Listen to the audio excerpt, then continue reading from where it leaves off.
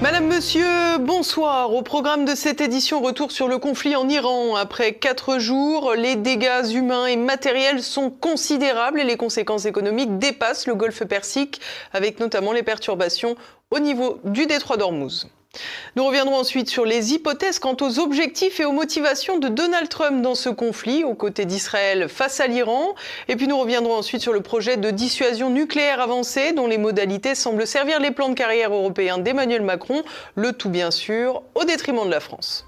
Après 4 jours de bombardements et de ripostes, le bilan humain et matériel est déjà lourd dans la guerre déclenchée par l'alliance israélo-américaine contre l'Iran. Le point d'Olivier Frère-Jacques. Au moins 787 personnes mortes depuis le 28 février, dont une majorité de civils touchés par plus de 1000 frappes sur 504 sites dans 153 comtés. Le bilan humain est terrible en Iran, avec plus de 100 d'enfants tués par les bombes israélo-américaines. À titre de comparaison, l'attaque du 7 octobre du Hamas avait fait moins de 20 victimes de moins de 15 ans en Israël. Parmi les victimes notables en Iran figurent le guide suprême Ali Khamenei, son épouse et plusieurs hauts responsables comme le chef des gardiens de la révolution Mohammad Pakpour. Côté militaire, 8 membres des forces iraniennes ont péri officiellement, mais le décompte réel est très certainement bien supérieur et sera très compliqué à établir. Côté israélien, le Premier ministre Benjamin Netanyahou a donné lundi une justification déroutante de l'attaque citant des extraits bibliques. En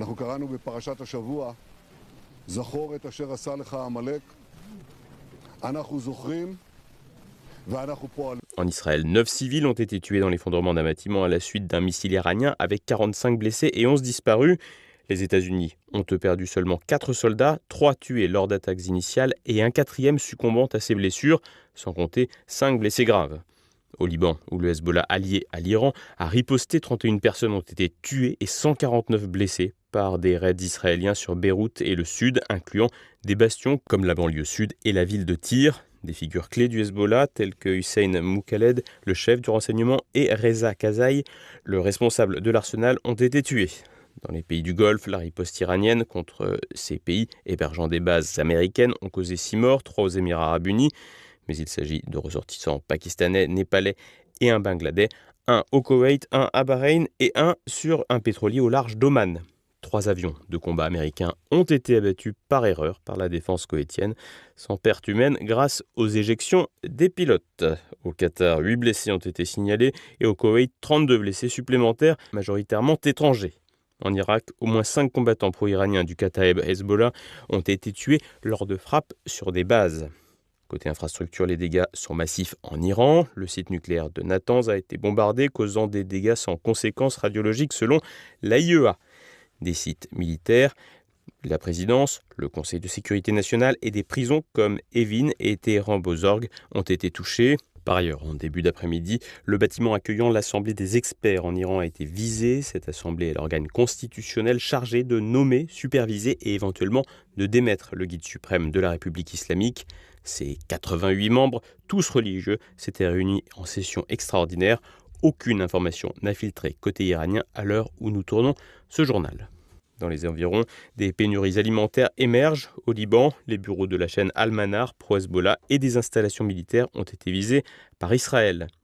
Dans le Golfe, des aéroports, hôtels de luxe, bases américaines et sites pétroliers ont été atteints avec des incendies maîtrisés, mais une interruption économique forcée. 3 pétroliers ont par ailleurs été frappés près d'Ormuz. Au Qatar, un radar américain AN/FPS 132 a été touché sur la base aérienne d'Al-Udeid d'un coût de 1,1 milliard de dollars. Un radar qui dispose d'une portée de 5000 km pour l'alerte précoce des missiles balistiques, permettant ainsi une surveillance large dans la région. Militairement, l'engagement aérien et naval est intense. Israël et les États-Unis ont mobilisé des forces aériennes pour des raids continus avec des interceptions de missiles iraniens.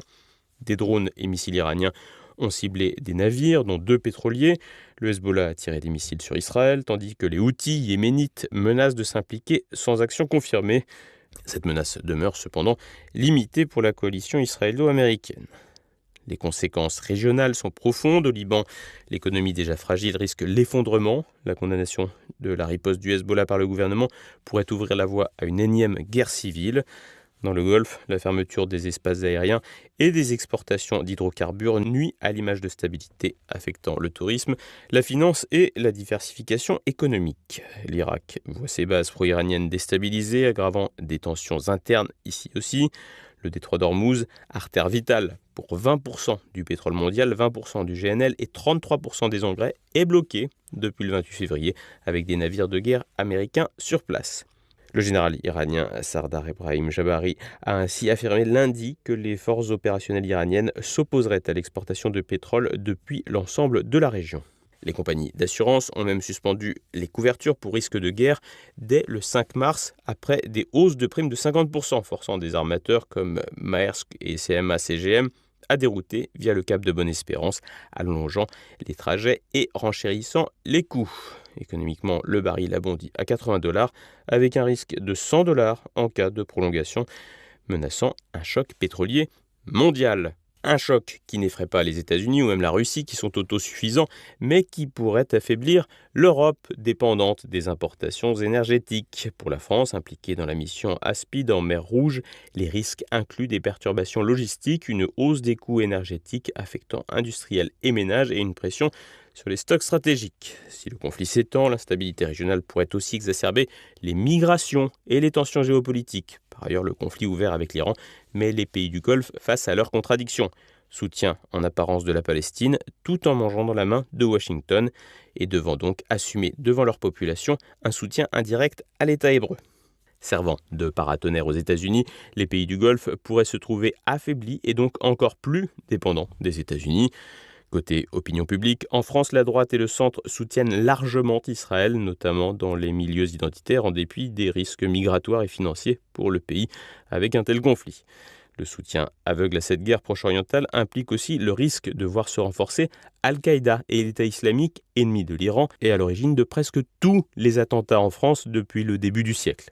Enfin, l'Arménie chrétienne, de son côté, s'inquiète de voir son premier soutien, l'Iran islamique, tomber et laisser le champ libre à l'Azerbaïdjan. Ceux qui hier dénonçaient l'Oumma, sorte de solidarité islamique mondiale, doivent désormais admettre que le Proche-Orient et les islams qui s'y côtoient sont un peu plus complexes qu'un tract politique. Au-delà des considérations idéologiques, l'intérêt est désormais de voir dans quelle mesure l'Iran peut, presque seul, résister à l'attaque américano-israélienne, alors que la révolution de l'intérieur appelée de ses vœux par une partie de l'Occident ne semble pas vraiment prendre forme.